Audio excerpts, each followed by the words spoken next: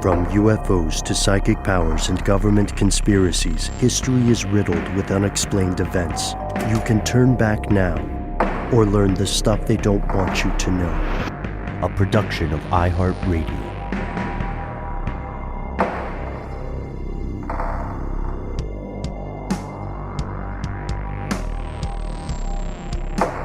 Hello and welcome back to the show. My name is Noel. Our colleague Matt is on adventures and will be returning soon.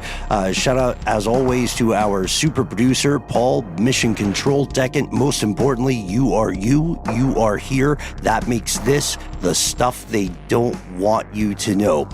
We're addressing, I think, in a larger sense tonight, an old question, an old chestnut. Does money make people happy? It's puzzled humanity since the dawn of currency. Noel, you know this well. Well, I mean, it's got a kind of easy answer, and I think it's like multi-pronged, where money can afford you the ability to buy things that might potentially make you happy, but they will not solve any existential problems. In fact, it is more likely to create further existential problems if you're not careful and don't keep that I need to have as much as the next guy impulse in check. Ah, yes, keeping up with the evil of the Joneses. It's funny because I read a number of years ago an excellent study. There's a TED Talk about this as well, about the idea of a threshold of happiness. Here in the United States, about a few years ago, it turns out that exhaustive studies had proven after a certain threshold, money doesn't buy happiness. But until you get to that threshold, money does buy happiness. Some religions call the love of money the root of all evil. Not money itself, but as you said, no, the love of it. And then some amazing MCs believe an excess of cash creates an excess of problems. Do you like how I'm dancing around? Yeah. No, phrase? it's. I mean, I think, was it Jay-Z said more money, more problems? Didn't he say that? No, he said 99 problems. Who said more? Biggie?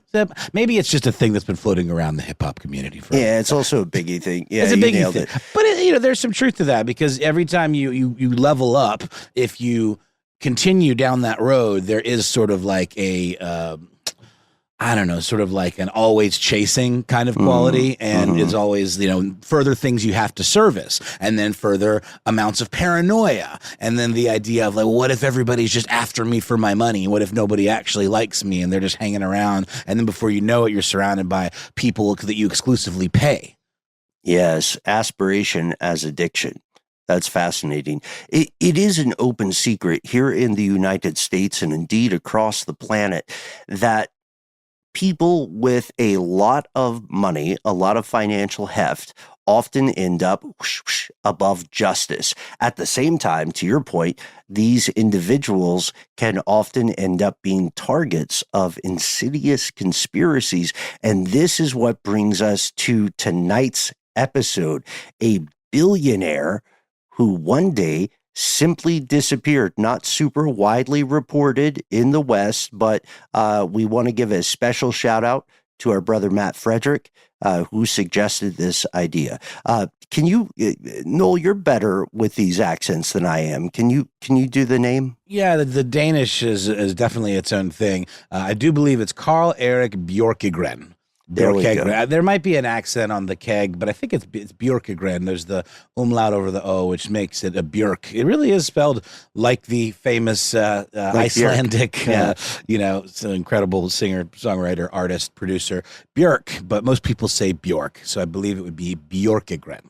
Yeah, umlaut over the O. Well done. This guy became a billionaire. A legend in his day. Look upon his works, ye mighty, and despair, until he ghosted.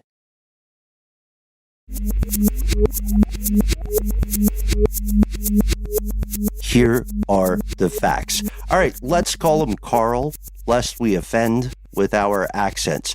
Noel, can we learn a little bit more about Carl? I think it's actually Carl-Erik is probably how he would be referred to if it is a hyphenate. I'm gonna refer to him as Carl-Erik. Okay. He was born on October 9th, 1920 in Eslöv, Sweden, to Carl Björkegren and Judith Jansson, or Hansen. It's a J. I think it's a soft H sound for a J in the Swedish, but I again could be wrong. Well, Carl-Erik served in the Swedish army, and he did pretty well. He ultimately attained the rank of lieutenant. In 1944, he leaves the military. So World War II is happening. He leaves the military and he goes to school. He pursues a degree in economics at the Gothenburg School of Business, Economics, and Law.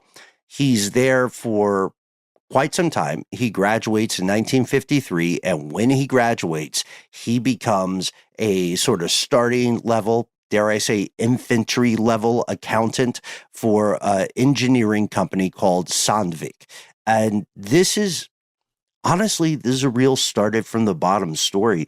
Carl-Erik eventually becomes the CFO of the company in 1961. And just 4 years later, he becomes the CEO. It's 1965 by this point, and he continues as the CEO of, again, this international business all the way up until he retires in 1981. Super financially successful, not the best guy ethically. He gets convicted on some stuff. So in 1982, he is convicted of the all too common financial crime of insider trading. In this case, he was the ultimate inside man with the inside info. He essentially purchased stock in his own company and didn't tell anybody because he had advanced knowledge, I guess, that the company was failing or what? Like you're allowed to purchase stock in your own company, but what's the inside He info? was moving money in crooked ways. If you look at the financial ups and downs of the company, like he knew when improvements were going to happen, or he knew before the public knew that the value of the company would increase, and so he was able to buy in.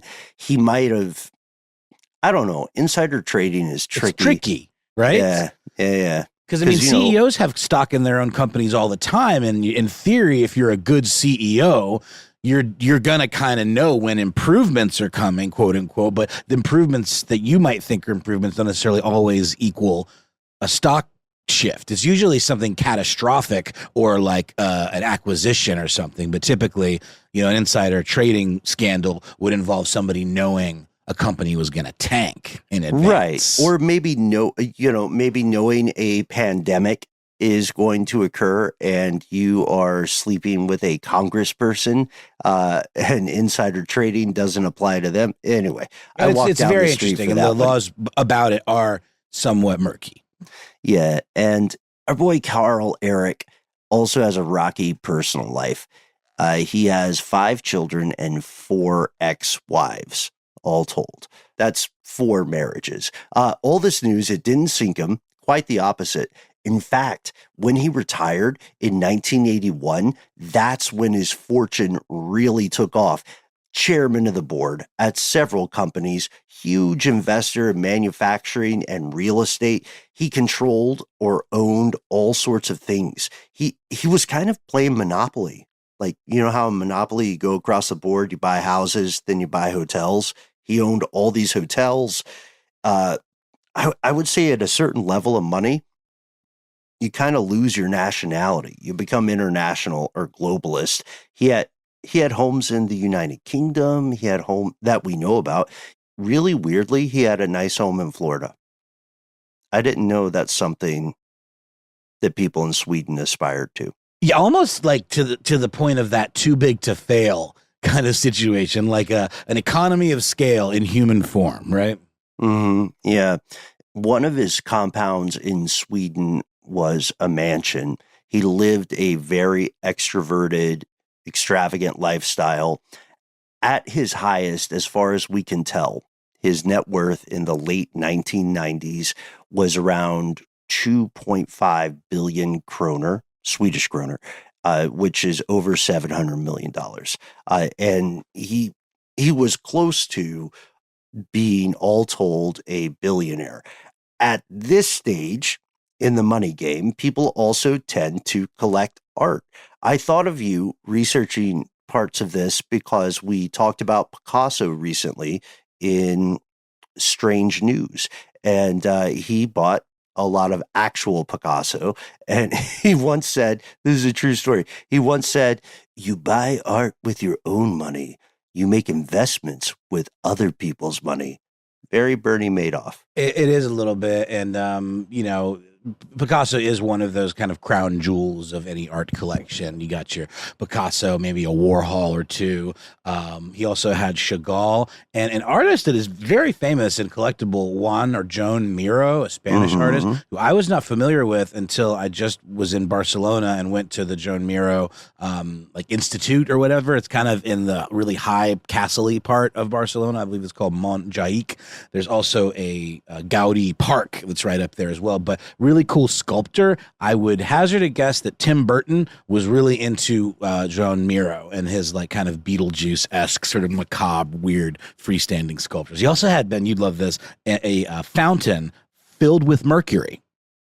Like an actual art installation, but it's encased in glass, so you can't get splattered or breathe in the fumes, but it is actual mercury, and was one of the coolest things I've ever seen. But shout out to Shiha Wan. Yeah. Exactly. So I don't think he had that one, but definitely had some pieces by some pretty high dollar collectible artists. And that quote you mentioned, Ben, is peak ostentatious. Like, what's the word I'm looking for? Well, luxury. It's the opulence. That's the word. Thank you. Yeah. And the issue is fortune has proven ever a fickle mistress. In the late 1980s, the Swedish housing market collapses. Our buddy Carl-Erik is over-leveraged. He loses everything. It turns out his real estate empire is propped up on loans. He's robbing Peter to pay Paul. There's that more money, more problems. There it beast rearing its ugly head already. Yes, sir. Because once you get to a certain point, if things don't continue to sustain themselves, you've painted yourself into a corner. Where in order to continue, right? You have to just keep going up and up and up. It's just like a stock price of a publicly traded company. If you don't show growth year over year, then that is bad for your brand. That's bad for everything about who you are, what you represent. Yeah. My personal net worth, it depends on how I feel at that day. Exactly. Your net worth is your network, Ben. I also heard that.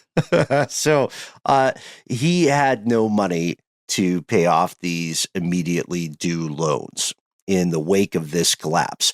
And so he does something that is pretty dangerous and litigious in that country. Bankruptcy is kind of more of a big deal in these parts of Europe than it is in the United States. And bankruptcy sucks in the U.S. Why do you think that is? It does. It always occurs to me that tax money in other countries much more valuably used, I guess, for the individual, and the system of finance seemed to me to be a little more benefiting the individual. Whereas over here, it just seems like it's only benefiting the super rich, and obviously our tax dollars don't really go to much that we can see benefiting us. So I'm wondering why bankruptcy is such a harsher, I guess, penalty over there. I would advance to you, it's because there is a better rule of law. I think that's what I'm describing overall, isn't it? Yeah. Yeah. An accountant friend, I would say that a financial enthusiast acquaintance, very well read on U.S. law, once told me that after a certain threshold, bankruptcy is jazz in the United States.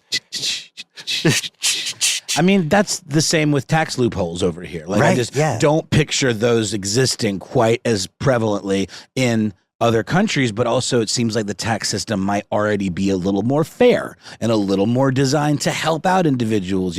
There's money put away that helps people retire with dignity. Whereas over here, if you don't have some sort of gold platinum, healthcare plan through like a corporate entity or what have you, you're going to be scrapping, Social Security isn't enough to pay for people's retirement anymore. I mean, it's just, anyway, I'm sorry. I'm not to get on a soapbox here. No. These are apolitical points. These are financial observations that you're making, I would argue. The main thing you need to walk away with from this part of the story, folks, is that the Swedish government, after the bankruptcy declaration, seized Carl-Erik's art collection, and then they also seized a lot of his real estate properties. We're not saying the guy was a knucklehead, though. Before he declared bankruptcy, he transferred ownership of some of his most valuable art, along with a little seaside estate, to one of his daughters. And because she owned it, it meant the Swedish government couldn't take it. He also started a secret Swiss bank account, a numbered Swiss bank account. Love that. So he was living high on the hog, despite being over the equivalent of 350 million US dollars in debt. And every so often, he also had a butler, which would be weird to anybody who has had to deal with bankruptcy in the United States. He also had a butler. He had two butlers, but his second butler is the guy he hung out with a lot. His first butler was in the shop, so he had to. So he had to get another butler. Weirdly enough, we're pulling a lot of Swedish sources here.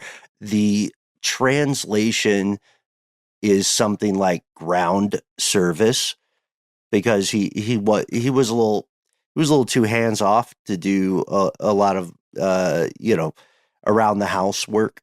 Because you do start describing from some of these sources, like some of the things the butler was responsible for. One of them included mowing the lawn.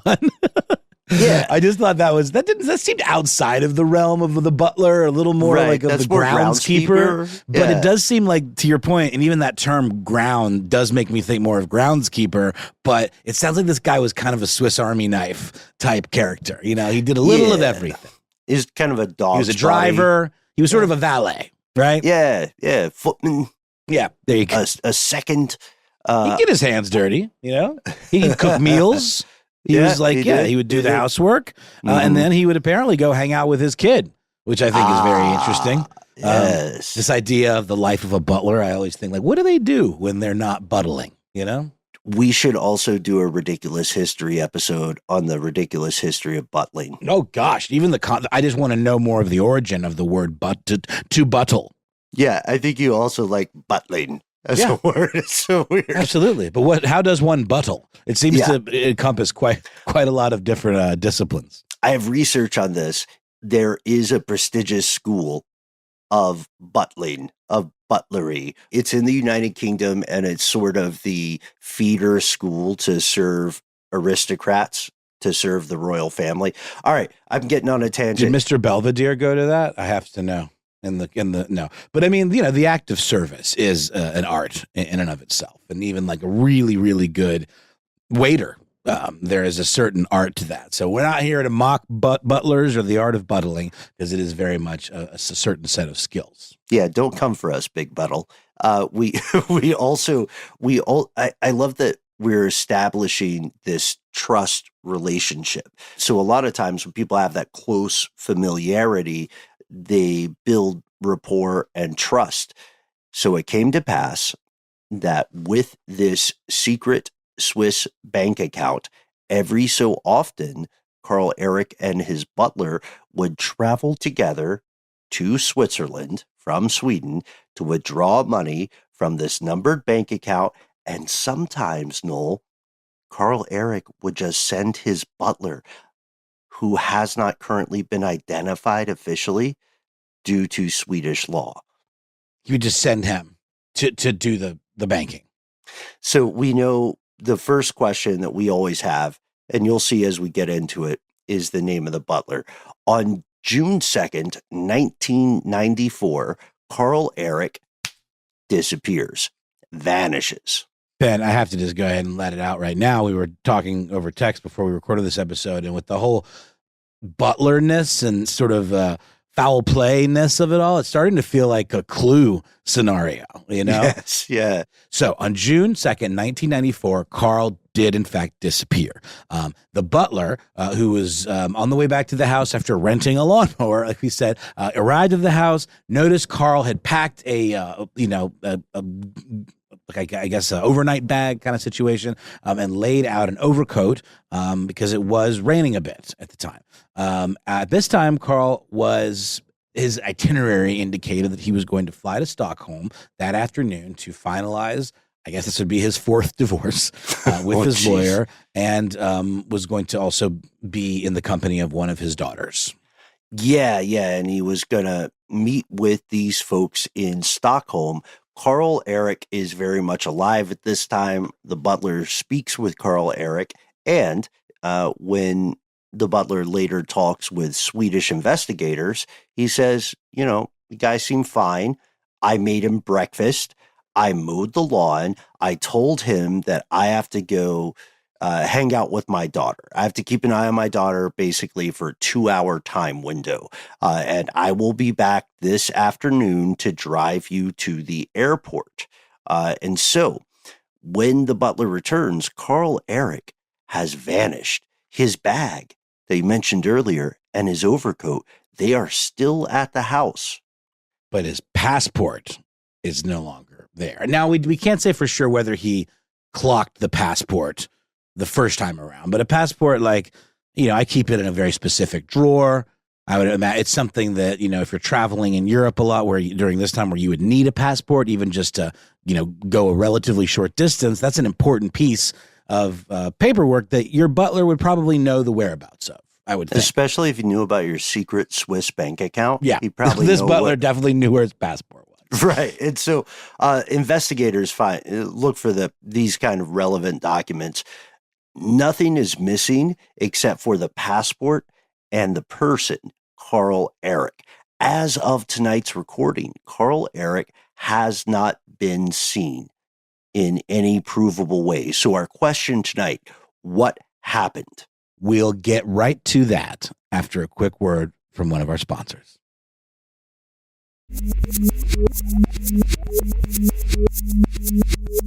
Here's where it gets crazy. At this point, no one knows. Well, I don't want to say no one knows. No one's talking. No one's telling, right? Right. Those who do know are not saying, and some of those people who do know may be dead. We should look at the theories. All right, here's what bugs us about this. Initially, Carl's family assumes that he just skipped town, like Lord Lucan after that guy killed, I'll say it, Lord Lucan killed people and got away with it and vanished. They're assuming, Carl-Erik's family is assuming that he has just fled his crushing multi-million-dollar debt, and they waited 2 weeks before they reported Carl-Erik missing.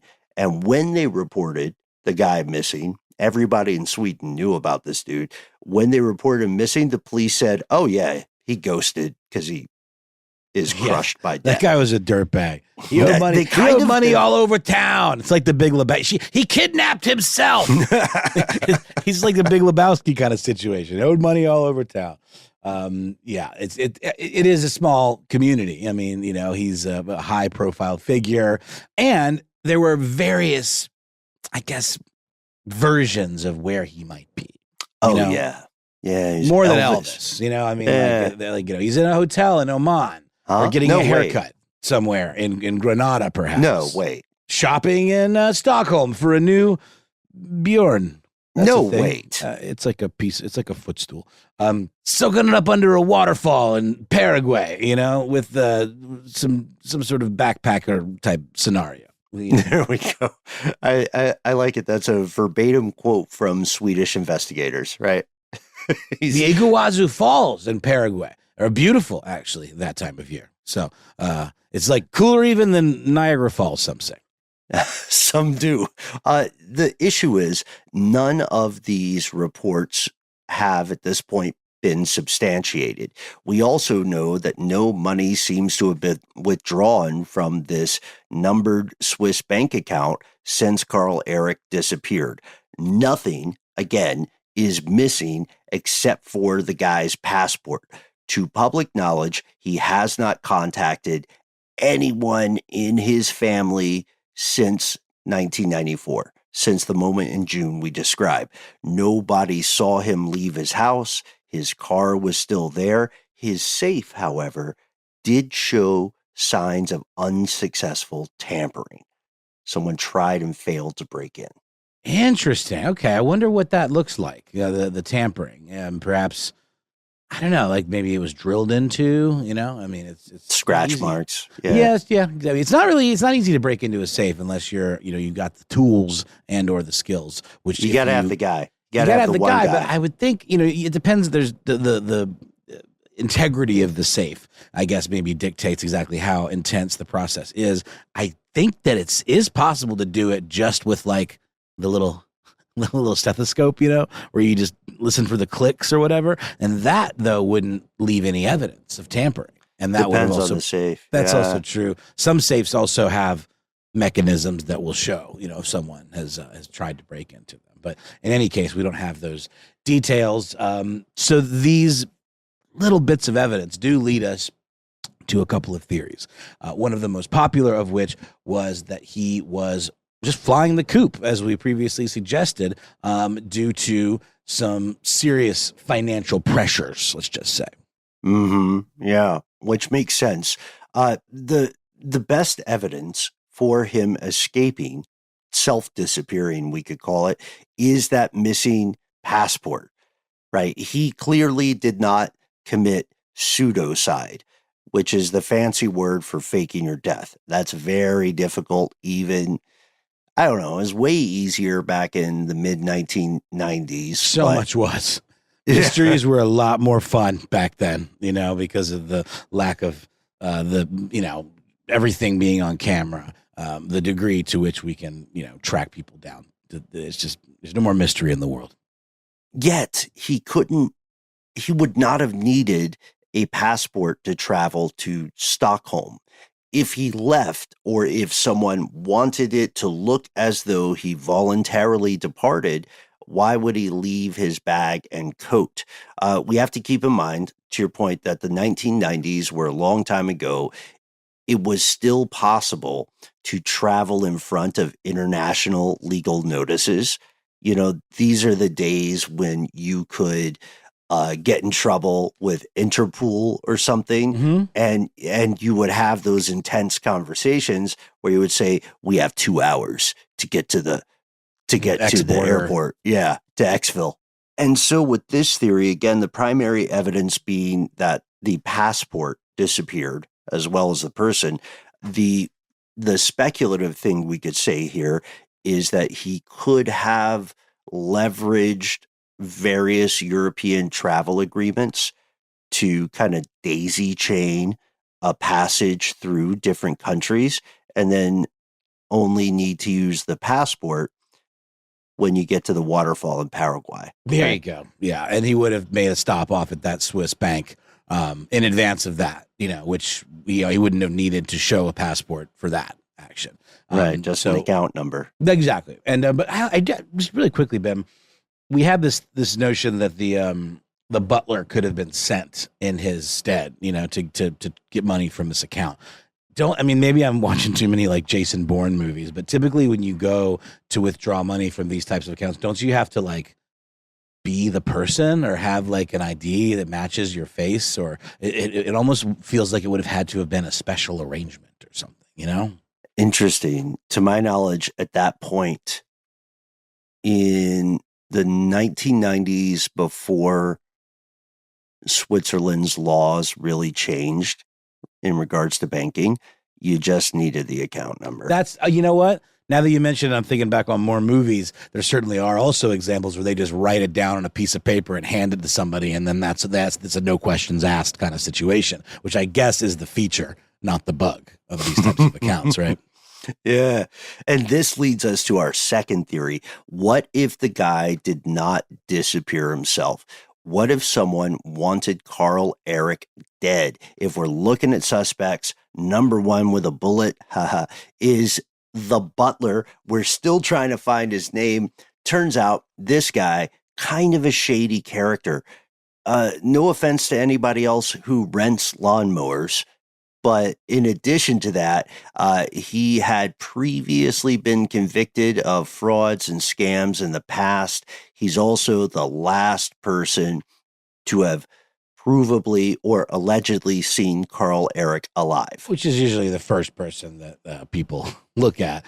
No one else that we know of so far actually spoke to Carl on June 2nd. If he was killed, it's possible that he was killed before or after that disappearance, or when the disappearance was reported, and that the butler would have used his daughter, the 2-hour window of going to check on his daughter, which again, to me, always seemed a little sus for a butler. I just think of a butler as like being like live-in or whatever. Maybe this was not unusual, but just to say it out loud, it almost does feel like, see, look at here's my alibi. Check it out. So what we don't particularly like about this guy is that he apparently used one of Carl's watches and a painting to settle one of his own debts, though this is, if I'm not mistaken, Ben, unproven. It's just sort of hearsay. Yeah, it's a rumor. There are a lot of rumors with this because no one can prove what happened to Carl-Erik. We do know, to your earlier point, this butler had provably withdrawn money for Carl-Erik from that Swiss bank account in the past. Another rumor, locals familiar with the situation say this butler seemed to be living extravagantly after his employer disappeared. However, in defense of the butler, we do have to say there was no money withdrawn from Carl's Swiss account in the 2 weeks before he was reported missing, even though the butler could make withdrawals. If money was a motive, why not get in front of that and withdraw the cash, withdraw the funds while your employer is alive? Keep in mind, this is a secret Swiss account. These are the glory days of financial shenanigans. So Carl-Erik could not report a crime. If someone emptied his bank account, he could not go to the authorities because he is not supposed to have this money. It should have gone all to his debts. That's right. So that there wouldn't have it would have been so under the radar that it's not like the authorities could even have monitored the secret account as a red flag situation, right? Yeah, that's the idea, that he squirreled away a secret hoard of treasure, essentially. And if the problem with criminal funds is, again, that it's like anybody who's been in a local drug deal gone wrong. What, are you going to call the cops and tell them someone sold you fake weed? Right. Yeah, exactly. You're telling on yourself at that point, right? Well, speaking of telling on ourselves at this point, we've got to tell you about a word from our sponsor, which we're going to do right now, and then come back with some more conspiracies about the disappearance of Carl-Erik.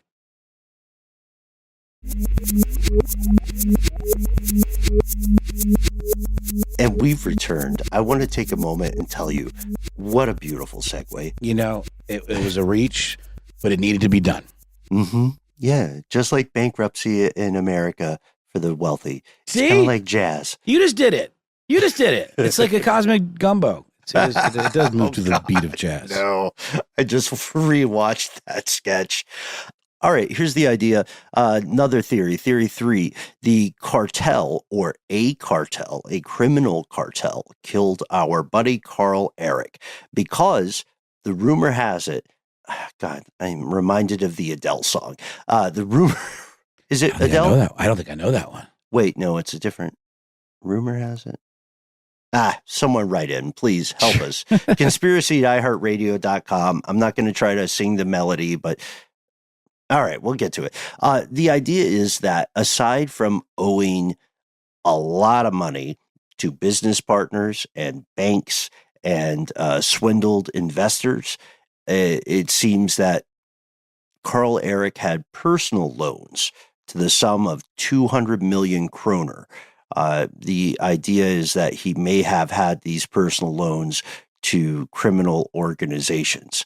So one of the going theories is that people showed up to his house while the butler was gone, and they demanded money. They tried to break into his safe. They probably tried to rough him up, and they accidentally killed him. And this is based on witness testimony of a guy who has provable ties to a cartel. However, other than that one guy's testimony, there is no corroborating evidence that this is true. The only thing we know that is true is that Carl-Erik pissed off a lot of people. Absolutely. I mean, like, he clearly was overextended. There comes a point where you can no longer get legitimate loans, and therefore you're either dealing with loan shark types, with the higher VIG, or dealing with illegal, drugs or laundering or whatever it might be. And presumably we're talking about European drug syndicates. And I mean, I don't want to speak for anybody else who's less dim than me, but when I hear cartel, I often think of South American or Pablo Escobar, that part of the world. But of course, a cartel is just a syndicate, a conspiratorial organization that involves the sale of illegal materials, whether it be weapons, guns, what have you. People. And of course, fine art. Shout out to Freeports. Always. Yeah. Always. That's one of our main things. I wonder if his pieces are in any collections now, or if they're still kind of being held somewhere privately. It'd be interesting to do a little follow up and see, because that's exciting. Yeah. We also know an alternate murder theory would be the legitimate business partners. At a certain level, at a certain financial threshold, the difference between criminal and legitimate becomes a little muddy. Would you agree with that? Mm-hmm. Yeah. No, absolutely. I think that's sort of the crux of this whole story in many ways. Like, it's just that the abundance of money past a certain point can just create kind of an avalanche of complications. Mm-hmm. And this is where we get to one of the fascinating claims. There's a journalist who publishes an article on her blog in August of 2020, so not too long ago. Her name, Elizabeth Hoagland. She says, years ago, an acquaintance of hers told her the truth about Carl-Erik's disappearance. However, she was not able to share that information because it would result in that guy's death. So when she publishes this stuff in 2020, she essentially argues the guy is on death's door. He's on the way out, like hospice level. He's riddled with Alzheimer's. So she would not be endangering him if she shared his story. And let's imagine this story. Paul, can you throw some helicopter noises in here? Perfect. She was told that Carl owed money to former business partners, which I think we made clear isn't really that much of a surprise, and that they paid to have him kidnapped on June 2nd and brought by car to Stockholm, Sweden.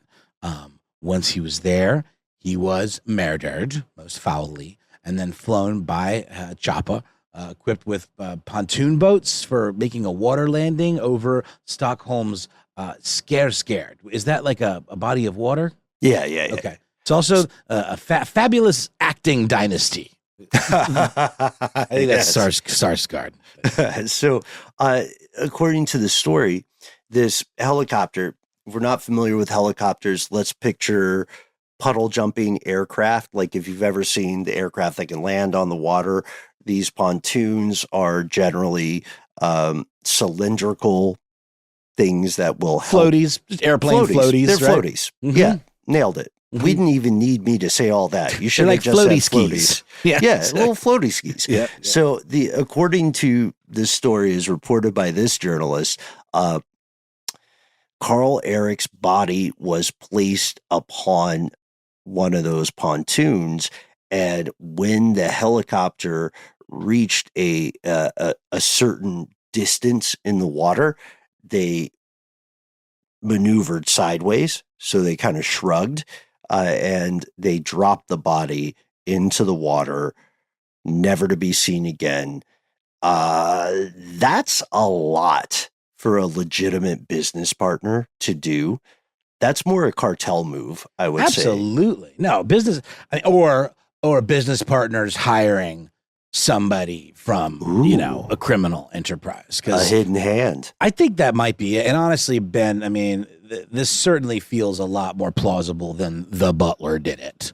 As much as I love saying that out loud, like perhaps in the drawing room with the candlestick, it seems like the butler would have been more like the maid stealing the silverware type situation. Like his level of like using this individual for money would have been more, I think, relegated to that kind of stuff. Several Swedish investigators call into question the butler's alibi. However, I think it's safe to say, were a conviction possible, the butler's name would be published. They would have been convicted. Again, Sweden does have rule of law. Absolutely. Yeah. And it seems like whatever they had was flimsy at best. Or otherwise, we probably would have heard that part conclusively added to the story.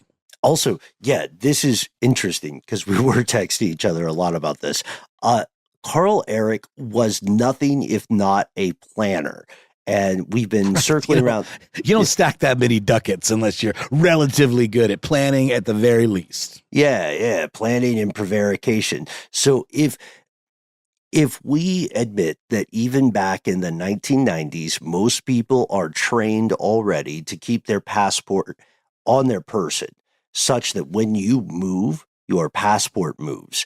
It is entirely possible that our buddy Carl-Erik planned his own disappearance in advance. It is also, unfortunately, entirely possible that he was kidnapped and murdered. One thing we can say with near certitude, he is probably dead at the time of this recording. He would have been, as of this year, 104 years old. Which is old for even in Sweden. That's old. Yeah, where they, all that sauna really does tend to be good for the skin and the lifespan. But not if you're doing business with bad people. He was declared dead officially, for legal purpose. Yeah, officially on November 11th, 2005. At that time, were he still alive, he would have been 85 years old, which is possible. His seaside house was sold by a bank at a loss. What about the art, Ben? He sold the seaside villa. The seaside villa went to his daughter along with the art. I want to know what happened to the art. Maybe she still got it. I mean, it was certainly, we know that historically art is a great way of holding value in a very relatively small package, much more so than real estate, where you can move it around. No shade on the unnamed daughter here, but if it were me and I saw the walls closing in, and I wanted to protect myself, I might just keep one Picasso.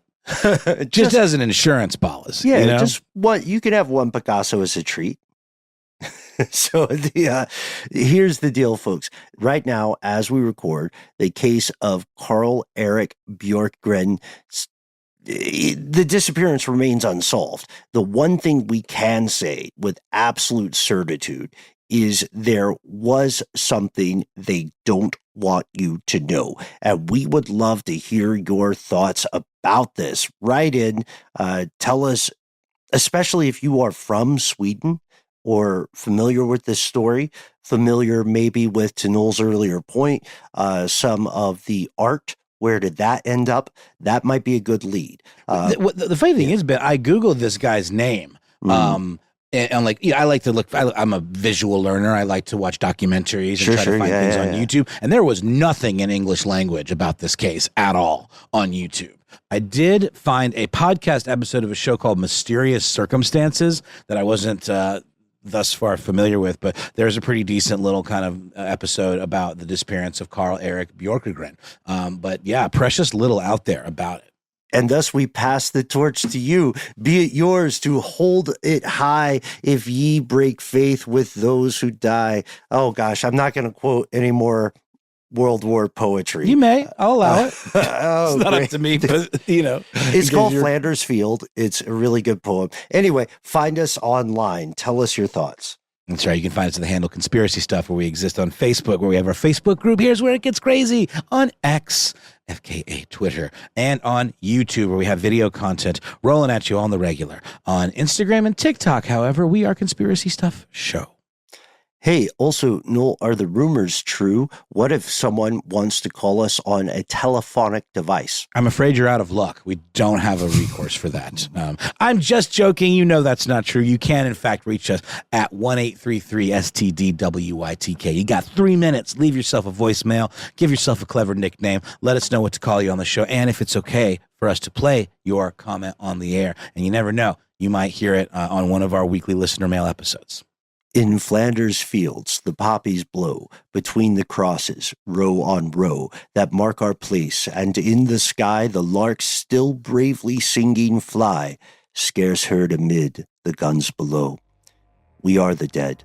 Short days ago, we lived, felt dawn, saw sunset glow, loved and were loved, and now we lie in Flanders fields. Take up our quarrel with the foe. To you from failing hands we throw the torch. Be yours to hold it high. If ye break faith with us who die, we shall not sleep, though poppies grow in Flanders fields. All you have to do is send us a good old-fashioned email where we are. Conspiracy@iHeartRadio.com.